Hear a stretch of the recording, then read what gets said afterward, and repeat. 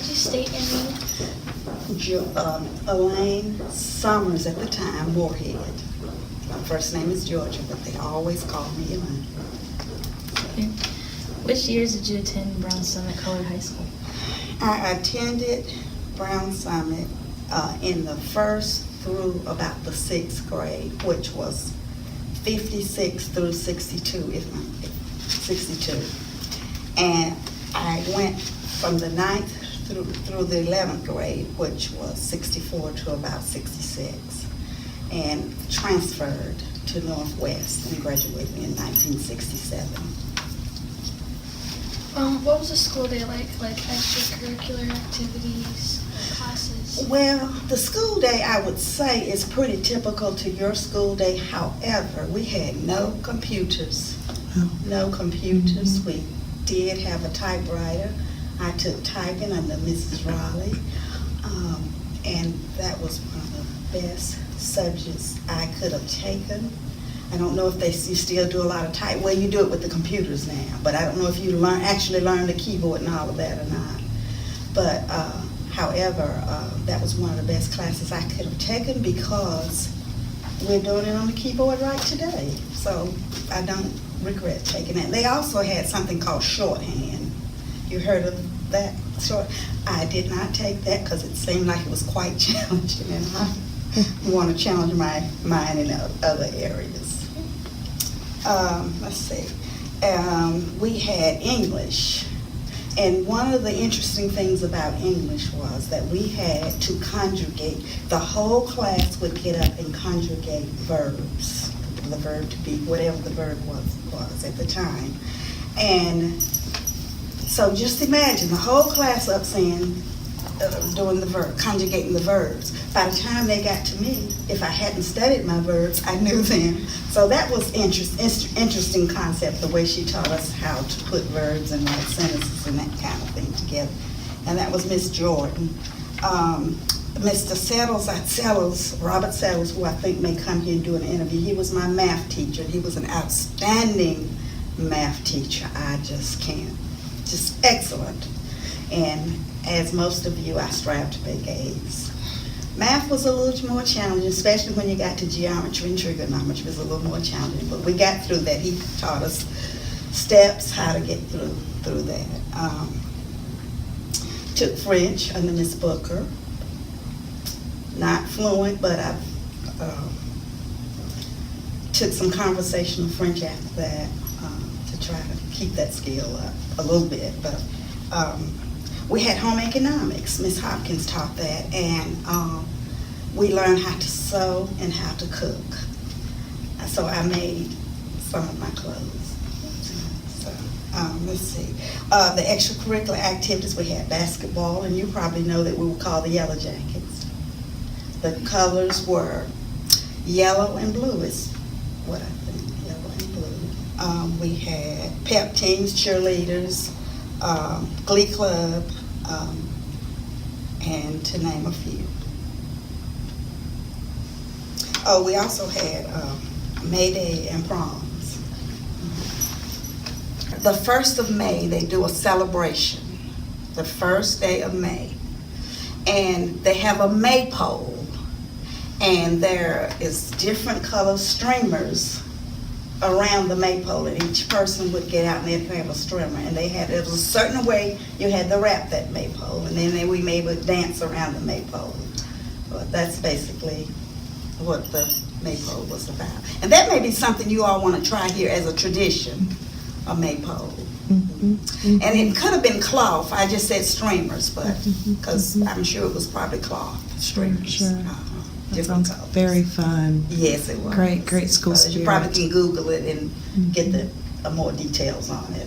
Or probably some of the students that attended here may have participated in the maypole. I heard about it this morning. Oh, did you? The lady that was here, Mrs. Was it Cricht? What was her name? Rebecca? Sure. Yeah. Okay. That sounds I saw right. her going out. I heard it from, I think his name was Roy, maybe. I don't remember. Roy. Or something like that, but he mentioned that was a big memory that he remembered. Okay. And the prom was a big memory too. I don't know if you do proms here or not. Used to, Yeah. yeah, but, well, y'all have school dances? Yeah. Okay, it's changed a little bit. I think we had a little bit of that. They made us vote for a formal. Huh? In 8th grade formal, they made us vote for it. Oh, okay. Okay. Was there a dress code? I cannot remember a dress code. However, I know we had to be very, very neat. Most of the kids that came to school, they were very neat. We wore mostly dresses. I don't remember a lot of pants. Mostly dresses. You all may have heard that before. We have. Skirts, blouses. I remember wearing, in elementary school, I wore those black and white Oxford shoes, and I think they're kind of popular a little bit now. They were popular, something, but, and bobby socks. In high school, I remember making my own shift and wrap skirts and blouses, so, yeah. And I wore loafers in high school. Stepped up a notch and put a penny in it. I know you mentioned like May Day and prom, but what other memories about the school stands out in your mind? We had an excellent principal here, Mr. E.J. Jones. They called him E.J. It's off the record, E.J. The teachers were wonderful. I would just say, as for me furthering my education, they gave me a good, strong background here to continue studies. They were very inspiring teachers, and one of the things that really stand out with me is the cafeteria. The food was really, really good. It was homemade cooking. And I'm sure you've heard about the soup, how good the soup was, how good the cherry pies were, the peach cobblers and the apple pie. But the food was delicious. And I did a little work in the cafeteria, and we'd get to eat free, that kind of thing. I could save my little lunch money. So that's... the other thing is, I would say, we had, lunch was about 25 cents. Can you imagine? And ice cream, I think, was about 10 or 15%, 10 or 15 cents, something like that. We would have that some days or at the end of the day, before school was out, we could buy ice cream. What differences can you recall about the school versus the all-white schools? One thing I want to go back and say, what stands out in my mind right now is the friends I made in school, our classmates, and how we get together now. We're still friends. So that was an excellent memory, the connections you make with your friends, your students, and stuff, classmates, and so forth. As far as the difference with cultural diversity or race relations, I would say that it would have been very important. I think we missed out on a lot by not being inclusive or being together, because you learn from each other and you learn about different backgrounds, So I think it would have been important if we could have possibly been together maybe all along, but we got there now.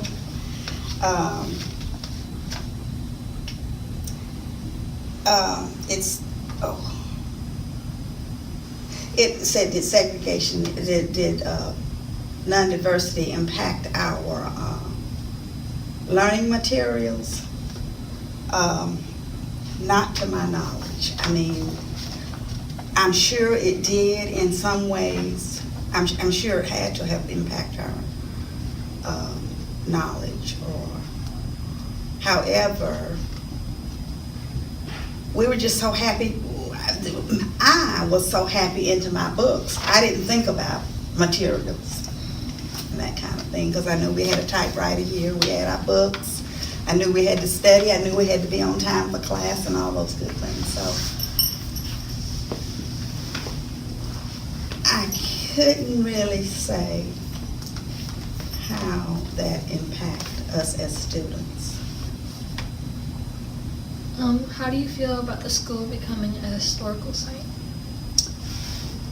I think it would be good, part of the community history and for their community awareness. That's what I think. After you graduated, where did you go on to? I went to A&T at the time. It's called A&T College for a while. Then I traveled and I worked. And then I went back to A&T I graduated, went back to A&T while I was working for the Department of Agriculture. And I studied child development, BS in child development. And then I went on to do further advanced studies for Masters in Adult Education. And UNCG, after I finished, continued to take advanced classes in various subjects, and basically in adult education and child development.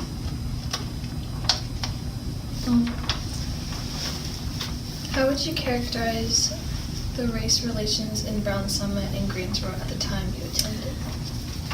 I would have to say the race relations here in Brown Summit, to my knowledge, I never heard of any challenges. I never heard of any incidents. I'm sure there were, but you don't hear of, we didn't hear of anything like you do now with different things that are going on in the communities or in the world.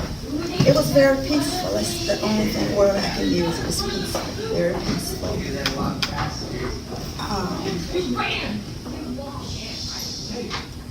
And Greensboro,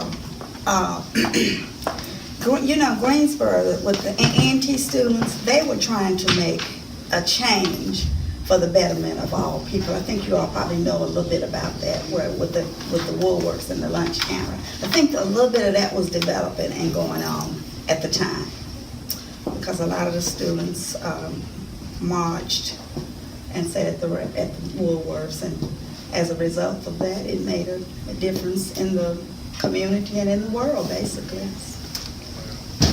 What lessons did today's youth draw from your days as a teenager?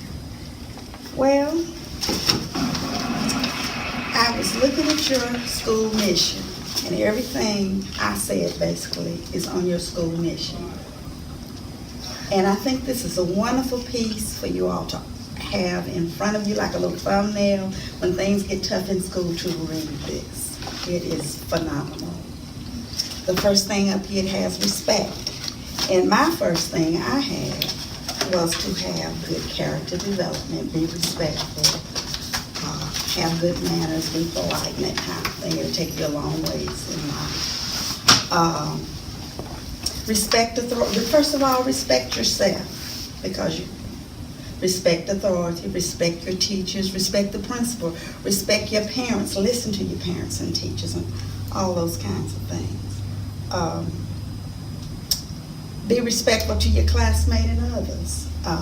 Make good choices. And not to say that we're not going to be perfect with everything, but make the best choice you can. And if you make a different choice, if you make a choice that you didn't think was so good, use it as a learning experience or lesson.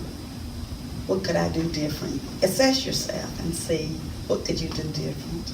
How can you strengthen from that experience? Because I don't think perfect people were made in this world, and we're going to continue to have challenges, and you work through them and do the very best you can and move forward.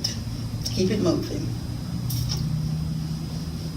So one of the things I did when I was in school here, I studied ahead of time. We were in our home, we had a lot of books, we had a library, and I would go down there, and when it was my time to have me time, I would go there and bury myself in my books. I would study ahead of time with my civics, my history, whatever. Mostly my history and English. civics, and I would study ahead of time. So it's important that you have good time management when it comes to all these different projects and that kind of thing. And just be the best student you can be. As all of you at this school are very smart. We were very smart then. I say this is a smart school. So we had some good, very good students with good character development, and they were smart students. And I always believe in asking for help. If you run into a challenge, ask for help. That's what all these teachers and principals and parents are here. They're here to help us move forward and to understand what it is that we need to know about various subjects and that kind of thing. Continue to make friends, participate in your activities at school, and by all means, have fun. What one thing do you think the public needs to know about Brown Summit Colored High School? That it was an excellent high school. That's the best thing I can say. It was excellent. I'm sure you all have heard that. Excellent high school. Elementary and high school. It's the elementary school over there in the smaller building, and a high school on this side.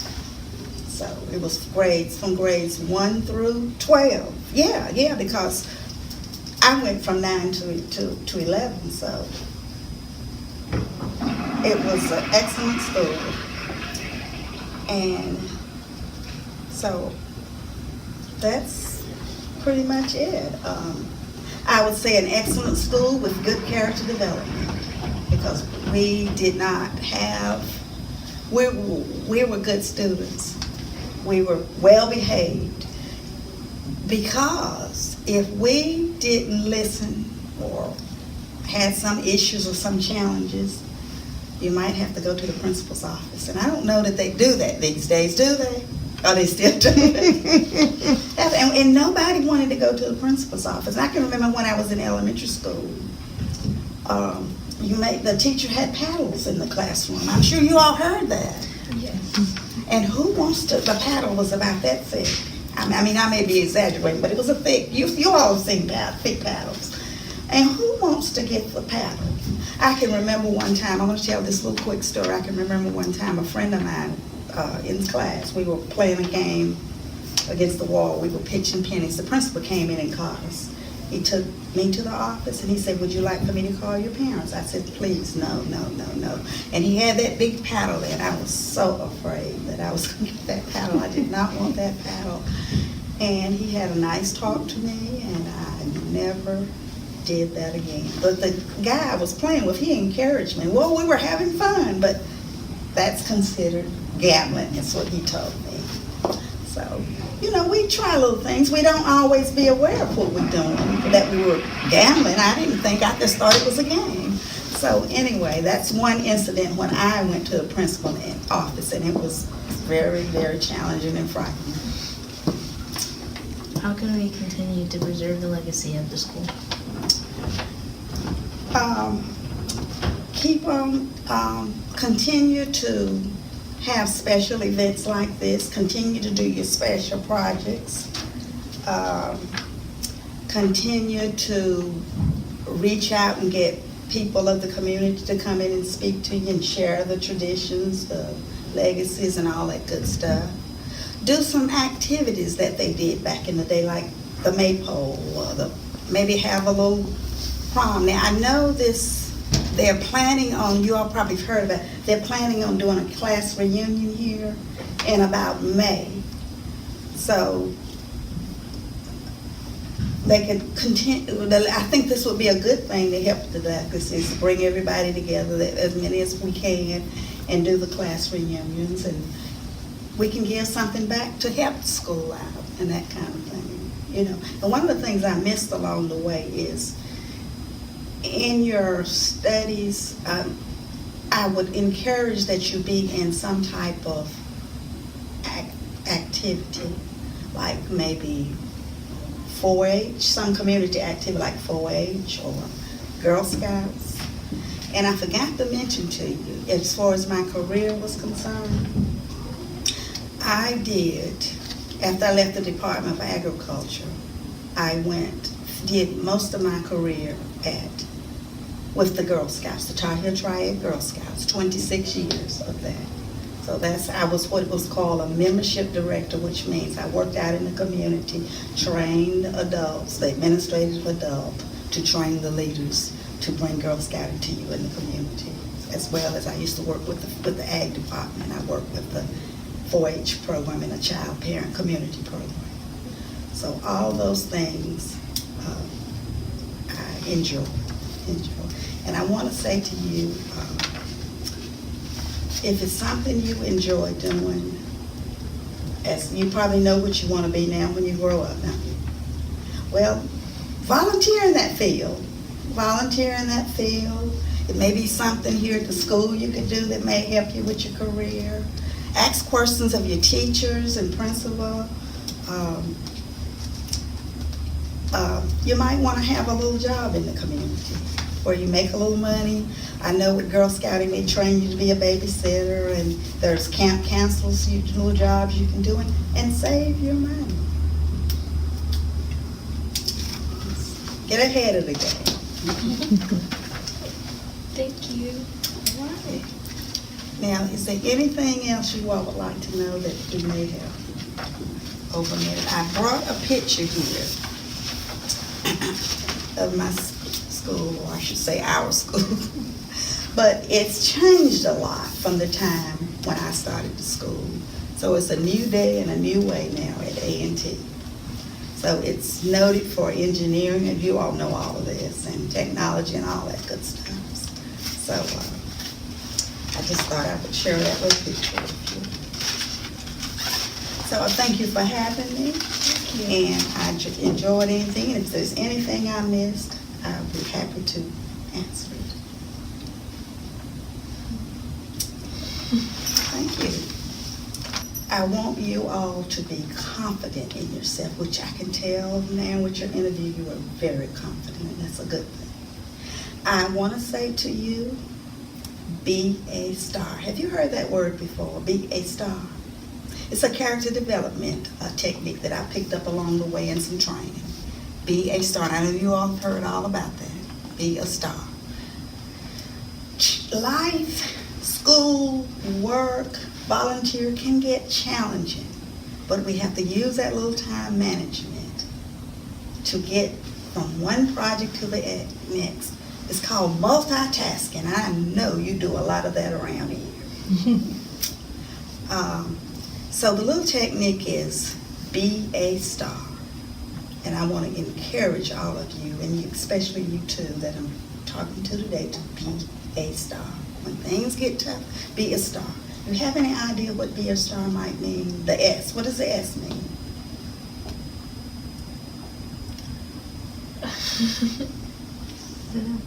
Guess. Strong. Strong is a good word, but smile. A lot of times when we are stressed out, if you just smile, it'll bring us down a little bit. Take a deep breath. T. Take a deep breath and relax. Smile. S. T. And A. Relax. So smile, take a deep breath, and relax. You are a star. And thank you for this great interview. Thank you.